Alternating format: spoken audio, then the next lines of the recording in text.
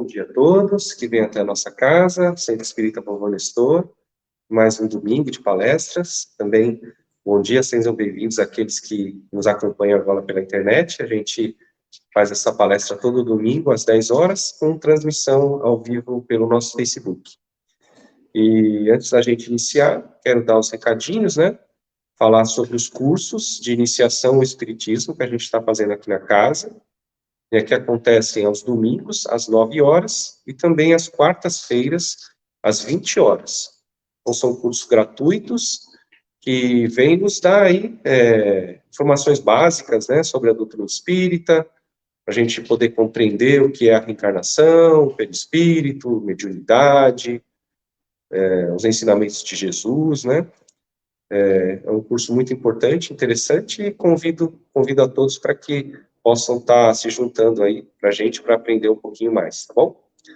É isso, vamos fazer a nossa prece para a gente poder iniciar a palestra. Nós agradecemos a nossos amigos espirituais, nosso anjo guardião, que sempre está ao nosso lado, nos amparando, nos intuindo. Rogamos para que esses espíritos amigos que se encontram aqui presentes, em nome de Jesus, nos amparem, nos inspirem, amparando o nosso amigo palestrante, que vai nos trazer uma mensagem nessa manhã, uma reflexão. Agradecemos a nosso Mestre, Jesus, que é o guia e modelo da humanidade, que nos trouxe ensinamentos de amor, de perdão, de caridade, de humildade. Que esses ensinamentos, cada dia mais, possam fortalecer o nosso espírito por um caminho de benesse, de bonança e de paz. E agradecidos também a Deus, o nosso Pai, o Criador, que nos fez espíritos, agradecidos pela vida e faz uma oportunidade de aprendizado e crescimento. Que assim seja, Senhor, graças a Deus. E eu vou chamar então o Ivan, que vai nos fazer a palestra com o tema O Médico Jesus. Por favor, Ivan.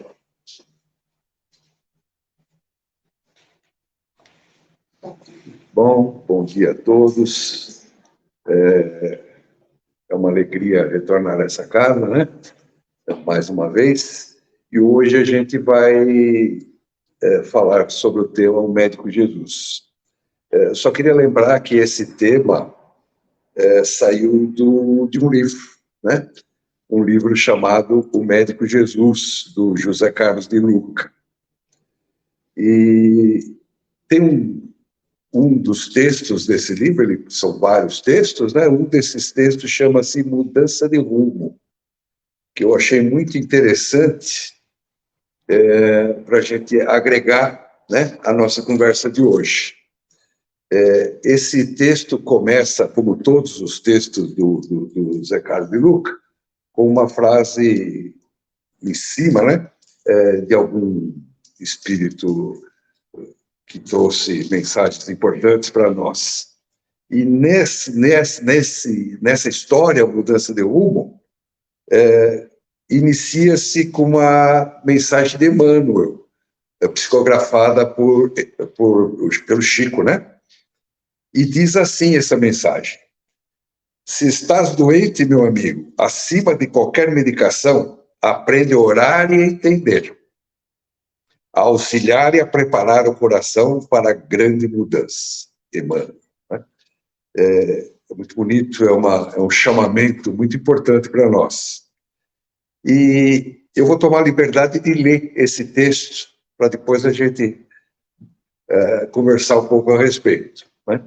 Então o texto diz assim: quando estamos em um lugar que nos desagrada e nos provoca algum sofrimento, a solução mais lógica é deixarmos esse local. Quando pretendemos chegar a uma cidade ao norte e pegamos uma estrada ao sul, precisamos fazer uma conversão para alcançar a rodovia. Correta, né? Na enfermidade ocorre a mesma coisa. A doença é um aviso de que estamos dirigindo o carro da nossa vida pela estrada errada. E, geralmente, essa estrada se chama desequilíbrio. Por isso, não há cura verdadeira sem mudança de estrada, sem uma conversão da nossa parte. Desacelere o carro da sua vida. Faça uma parada. Se você continuar correndo deste jeito, vai se arrebentar na primeira curva das dificuldades. Reflita sobre os seus atos e caminhos, sem nenhum propósito de se culpar pelo que tem feito. O objetivo é torná-lo consciente das escolhas que tem feito, estimulando-o a tomar uma nova estrada que o levará ao destino da saúde. Em todas as curas realizadas, Jesus sempre apresentava aos enfermos uma proposta: não peques mais. É o não voltes a errar. O que para nós significa a necessidade de mudança de rumo que qualquer processo sincero de cura nos solicita. Muitos a quem Jesus curou voltaram a adoecer porque não mudaram a sua vida, persistindo nos seus velhos hábitos doentios. Tenhamos consciência de que custará muito menos mudar do que experimentar o sofrimento do comodismo. Nenhum processo de cura se estabelece sem duas condições indispensáveis: coerência, consciência e mudança. Nunca é tarde para mudar de caminho. Por piores que tenham sido as estradas dos erros percorridos, Jesus não desistiu de você. A doença é um chamado para voltarmos ao caminho do bem. Como há 2000 anos atrás, o médico Jesus está pronto para te curar. E você está pronto para essa mudança? Esta é a grande pergunta, né, que nós temos que reflexionar. Nós estamos prontos para alterar a nossa vida? E quando o Zé Carlos e Lucas fala de doença, não é só doença física. Nós somos todos doentes do espírito ainda, né? Doentes, entre aspas, né? Estamos trilhando esse caminho.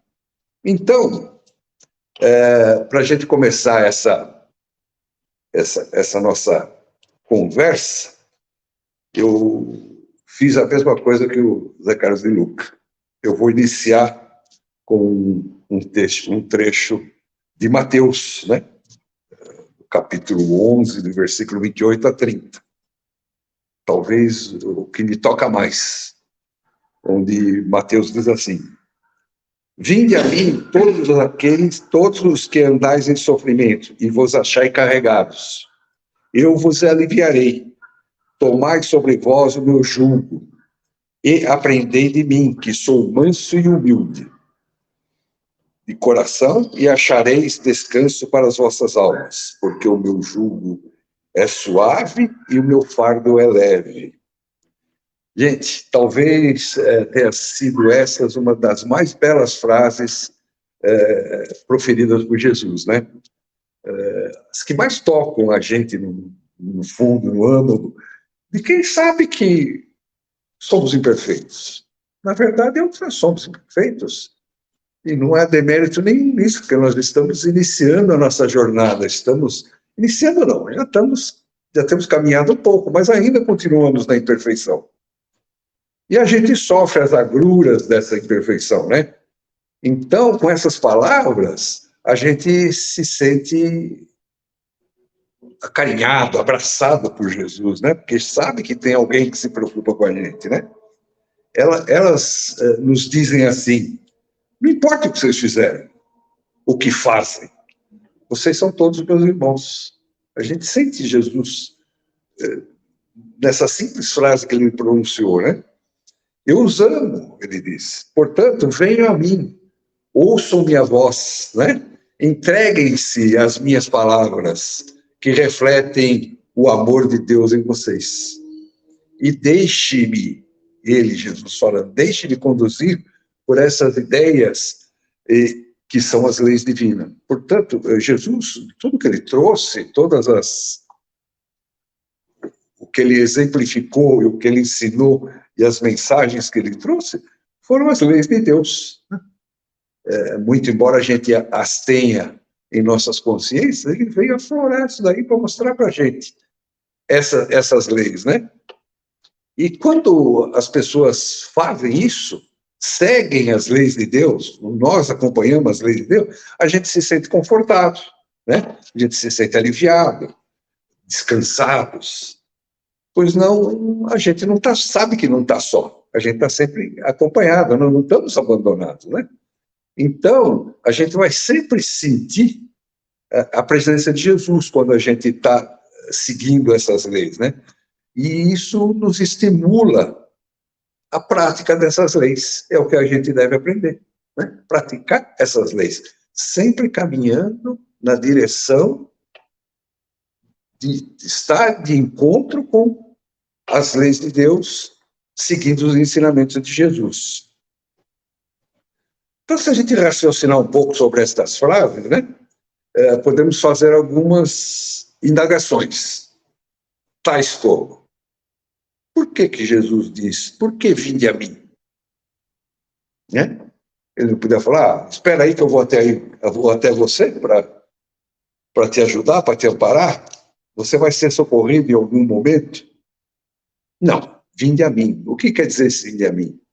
Venha buscar os meus ensinamentos, venha aprender com os meus exemplos, né? Siga os meus passos, acompanhe o que eu ensinei, o que eu falei, o que eu mostrei para vocês há mais de 2000 anos. Né? Então, esse vinde a mim é justamente isso, para tirar a gente do nosso comodismo. Seria muito fácil, né? É igual a mãe que vai dar comida na boca do filho na sala, ele está assistindo televisão, pega o pratinho, mas não, o que é isso? Né? Vem aqui, venha comer aqui.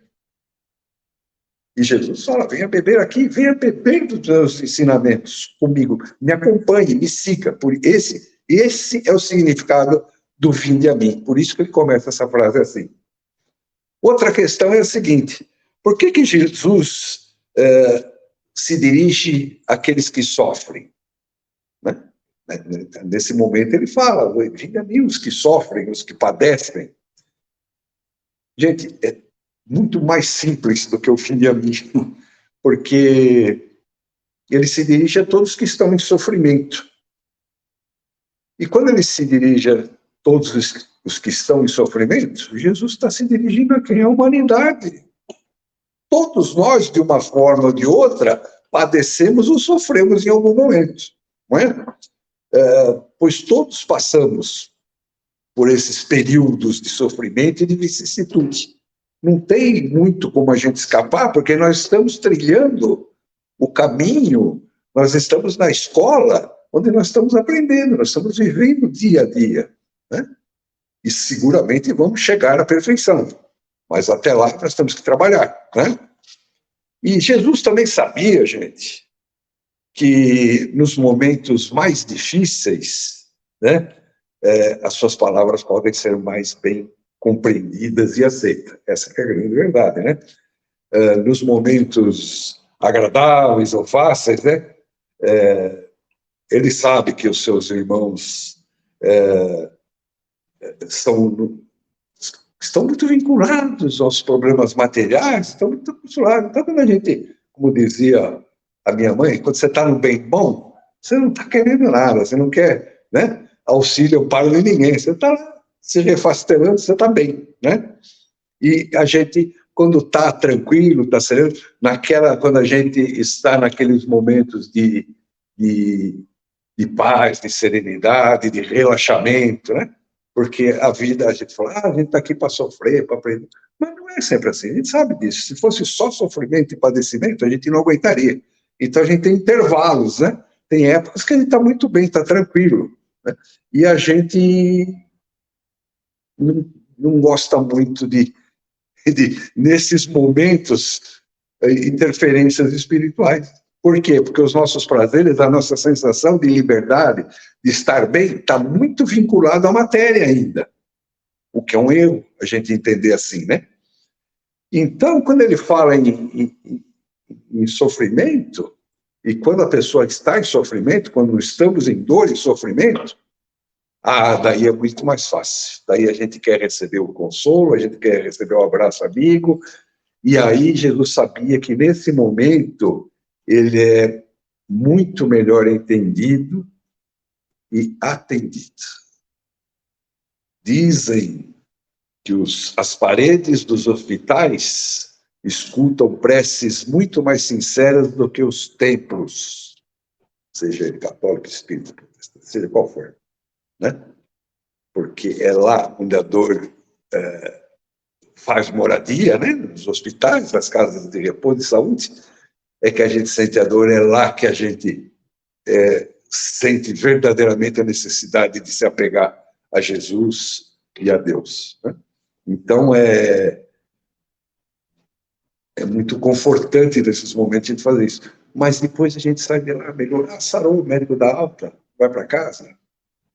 Dali um tempo, você ainda persiste um tempinho, né? Você começa a dar aquela desanuviar, né? Aquela serenada na nossa vida momentânea para relaxar nosso corpo e espírito, a gente se esquece. Quando a gente devia permanecer seguindo as leis de Jesus, os ensinamentos dele, a gente esquece. Esquece e lembra que Jesus falava? Vai, não peques mais. E a gente volta e peca. E a gente vai, de novo, trilhar os caminhos difíceis, tá? E por que Jesus diz que... como ele vai fazer para aliviar as nossas dores, quando ele diz isso, né? O alívio que Jesus pode dar às nossas dores, aos nossos sofrimentos, vem da nossa compreensão, do nosso entendimento, da nossa aceitação, do nosso esforço, principalmente, na prática das leis divinas. Prestem atenção nessa palavra esforço que eu estou falando agora. Nós vamos escutar algumas vezes, né? E a gente vai saber com isso tudo que, acima de tudo, existe um ser superior, né? O Criador de tudo que existe, né? Um ser perfeito, né? E que nos criou com um só objetivo: ser perfeitos e felizes. Olha só que consolo melhor que esse, né? É a mesma coisa que eu estar numa caminhada sem um suprimento de água e vou, e eu acho que eu não vou aguentar, mas eu falo, daí você vê uma plaquinha, mina d'água daqui 2 quilômetros. Opa, você se reergue e vai mais 2 quilômetros, então eu vou chegar no que eu preciso, que seja a água, né? Então, aquela simples frase te faz reanimar. E é justamente isso que nós temos que compreender. E olha que Jesus não esqueceu de falar isso para a gente, não. Ele falou, um dia fará o que eu faço e ainda mais. Você se lembra? Isso está lá. Então, o nosso fim, nós estamos fadados ao sucesso. Nossa, que coisa maravilhosa, né? Nós sabermos que um dia vamos ser tal qual Jesus. Rapaz, se eu chegasse no chinelinho dele, eu já estava feliz da vida, né? Imagina ser igual a ele ou fazer mais que ele. Pô, isso é um ânimo, essa é aquela plaquinha, água 2 quilômetros. Nós temos que nos reerguer, vamos, gente, vamos que, sabe, vamos matar a nossa sede de felicidade, a nossa sede de perfeição.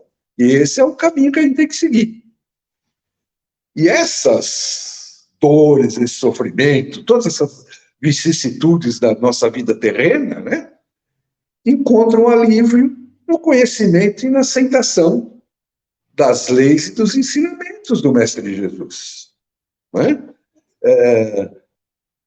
Veja bem, ante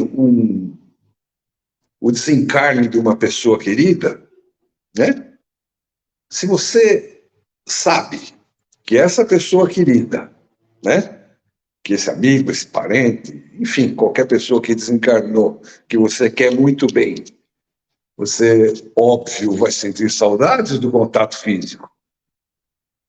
Mas você saber que não terminou ali, olha que maravilha os ensinamentos de Jesus. Olha que maravilha são os ensinamentos da doutrina espírita. Não acabou, nada acabou. Nós tivemos uma separação provisória, temporária. Porque a nossa verdadeira vida, onde é que é? A gente vai aprender que a nossa verdadeira vida é lá. Né? Não é essa que nós estamos numa escola, nós estamos transitando pelo planeta Terra, né? Com um corpo, nós somos um espírito que tem um corpo temporário, provisório, e não um corpo que tem um espírito, né? Então, nós somos um espírito temporariamente com essa bagagem aqui, com essa indumentária que nós vamos transitar por aqui, daqui a pouco a gente volta. Isso serve de consolo. Ah, desencarnou meu filho, desencarnou minha mãe, desencarnou. Não tem problema. Eu costumo dizer para minha esposa, e ela fala, sempre que ela vem com alguma notícia, ah, fulano desencarnou, eu falo, nossa, que bom, não, terminou essa etapa.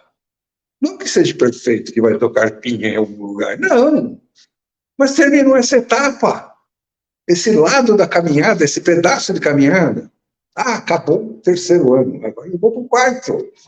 Então, quando a pessoa desencarna, que bom, que alegria, que felicidade. Óbvio, vamos sentir a falta, né?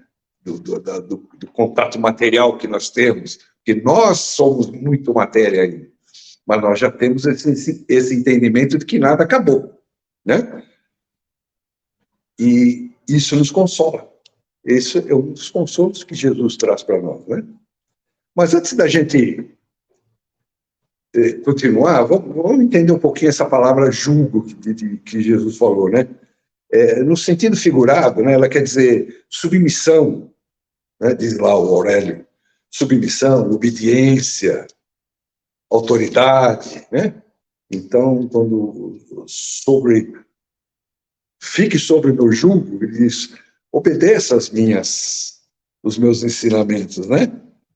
Caminhe junto com os meus ensinamentos. E esse jugo referido por Jesus é nada mais, nada menos do que a observância das leis divinas, né? Que ele trouxe e exemplificou.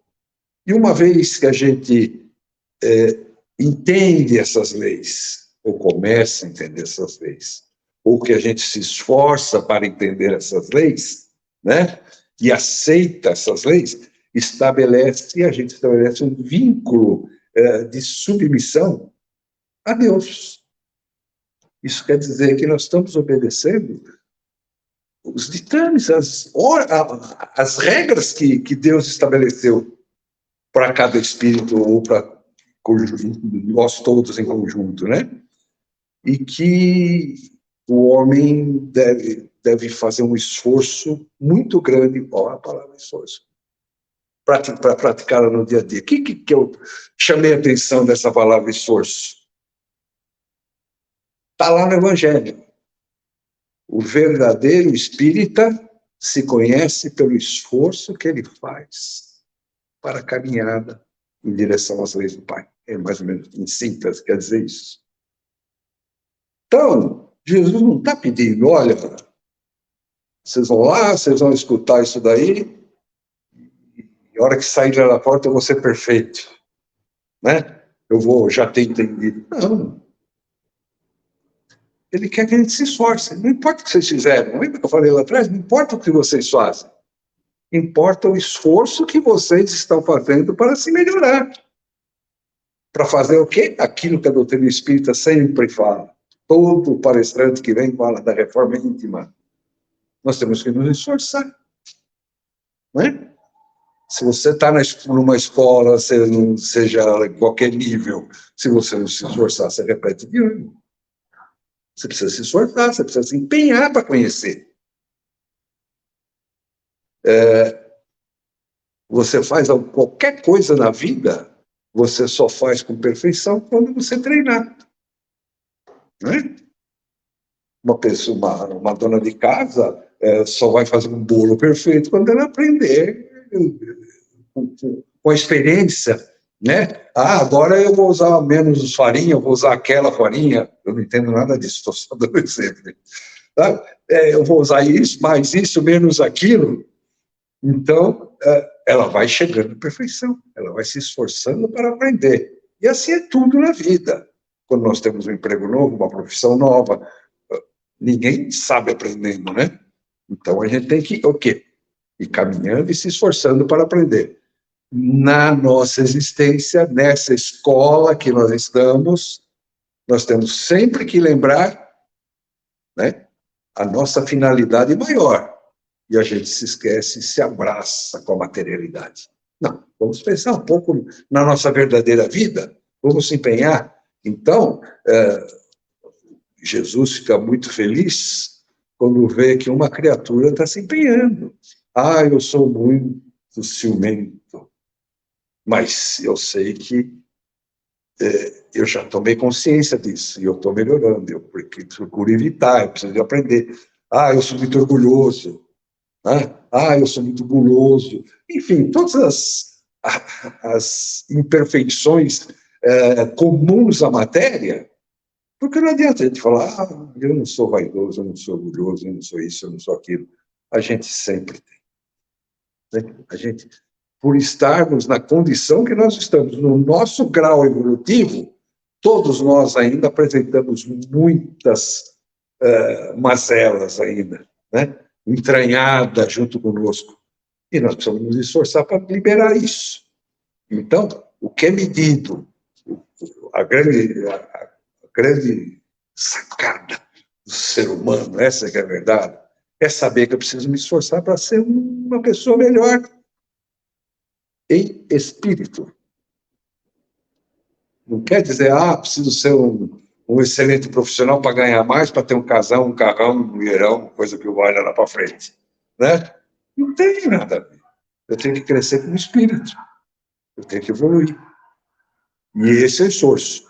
Isso não quer dizer que a gente tenha que se abster de viver a vida material. Porque nós estamos aqui. Né? Se nós fomos lá para o Polo Norte para fazer o estágio lá, não adianta a gente querer viver sem agasalho, porque a gente vai morrer de frio. Nós temos que viver como os que vivem lá. Encarnados na Terra, nós temos que viver como encarnados. Temos nossas obrigações, temos tudo a seguir junto, na família, na sociedade, na empresa, tudo faz parte do currículo, né, dessa escola. Mas nunca nos esquecer de onde nós viemos. A gente aponta para cima como se fosse para lá, né? Mas é só meio de falar. Né? E a gente tem que aprender que nós não podemos nos desligar. Né? Eu vou para os Estados Unidos, vou morar lá, eu vou me desligar do meu pai, da minha mãe, das minhas filhas, de todo mundo que ficou aqui no Brasil. Não é assim. Eu vou encarnar no planeta Terra. E nós estamos esquecendo todos aqueles que ficaram lá, na espiritualidade, aguardando o nosso sucesso, o nosso retorno com o diplominha na mão. Né? A gente não pode esquecer. Nós temos uma família espiritual que é gigantesca, é muito maior que essa pequenininha. Esta aqui é muito importante. Nesse momento ela é muito importante, mas nós temos outra lá, que nos aguardando com o nosso sucesso. E o mínimo que nós podemos fazer é nos esforçarmos para isso. Não é verdade? Então, gente,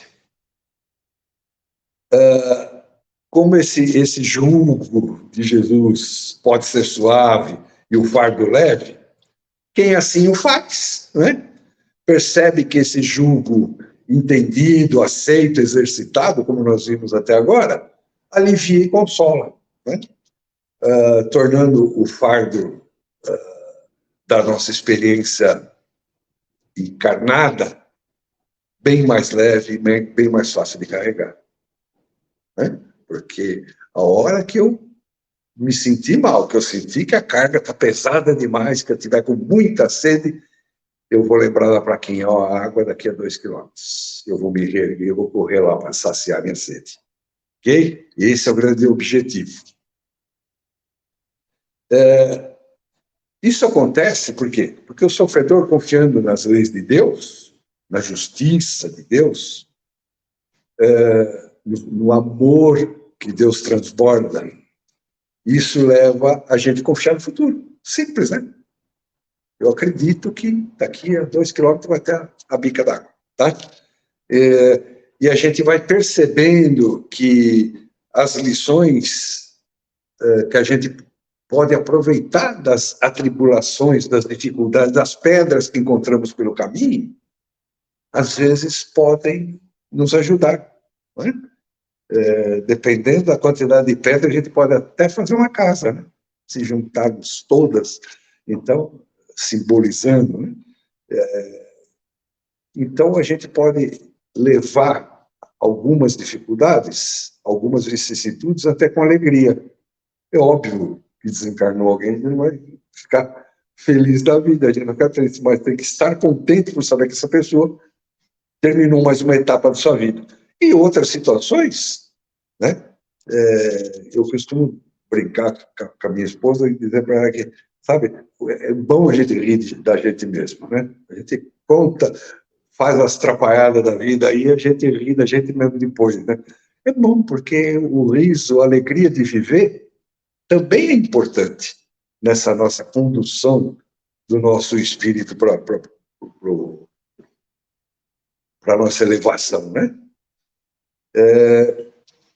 E isso também, a partir do momento que a gente tem esse entendimento, a gente se não cometer é muito difícil, mas a gente evita de cometer alguns erros, né? A gente vai evitando. Eu tenho conhecimento das leis de Deus, eu aceitei o que Jesus trouxe para mim, né? Então, se eu seguir a linha direita, eu sei que eu vou dar cabeçada, né? Se eu acelerar demais o meu carro nessa curva, eu posso capotar, né? Então tem que ir com prudência, com calma. Então a gente evita erros. Vamos cometer erros? Vamos, porque ainda somos imperfeitos. Mas a nossa persistência, né, na caminhada, o nosso esforço nessa caminhada, com certeza vai ajudar a gente a diminuir essas dificuldades, tá? Assim,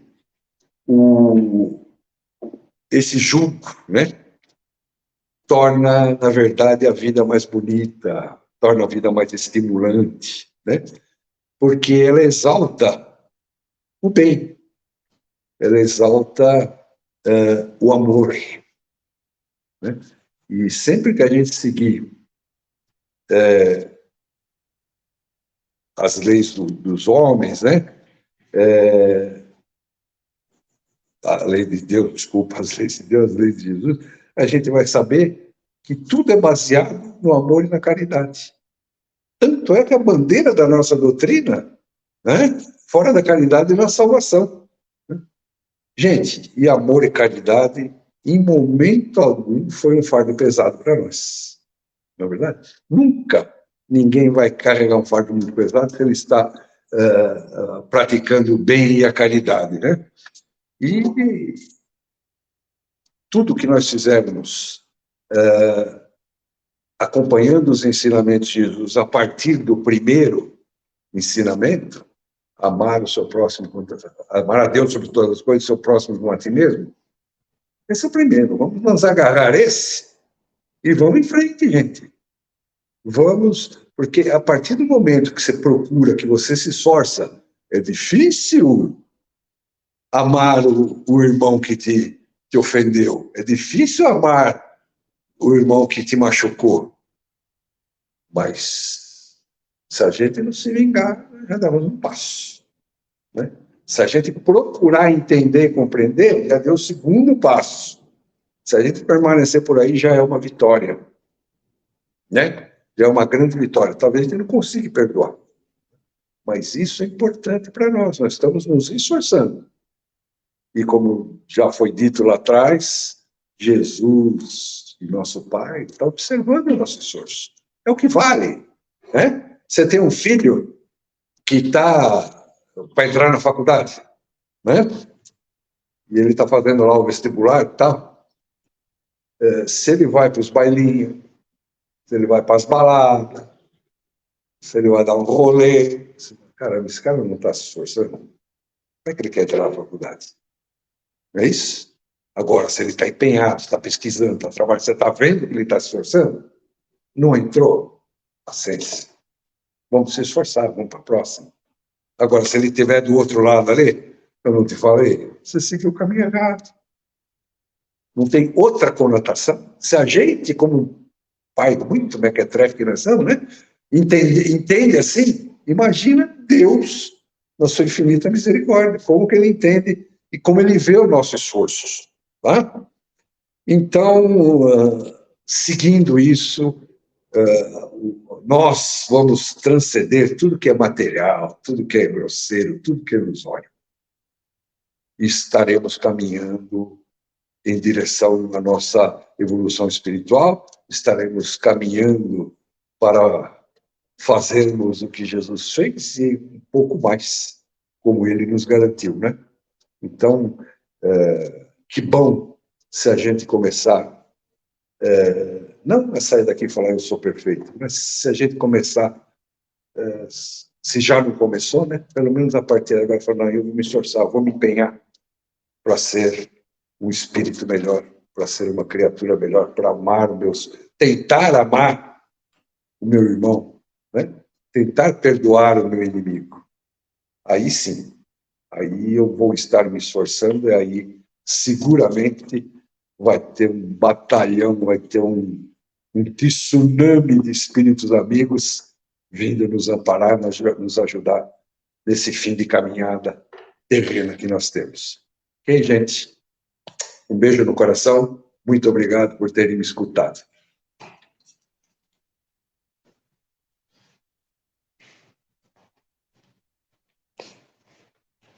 Então, nós agradecemos ao Ivan pelas palavras, pelas reflexões, né? O que ele nos trouxe aí de ânimo, de incentivo, de esforço que a gente precisa fazer.